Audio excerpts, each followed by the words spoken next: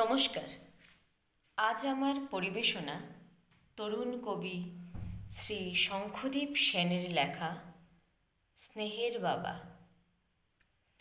চলছিলাম চঞ্চল এক বৃষ্টি ভেজা পথে, একটু জল একটু কাদা বাঁচিয়ে কোনো মতে, ছাতা হাতে গুটি পায়ে চলছিল যে সে স্কুলের তারায় বাবার হাত ধরে ছোট্ট একটি মেয়ে।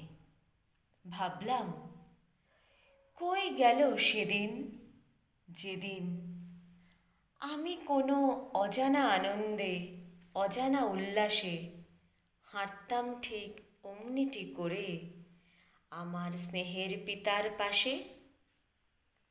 যদি ফিরে পেতাম একটা সুযোগ, ঠিক অমনিটি করে বাবার হাত ধরে পথের ধারে একা বলতাম, বাবা তুমি তো আমার ভগবান, তুমি না থাকলে আমি পথ কি পেতাম দেখা। ধন্যবাদ।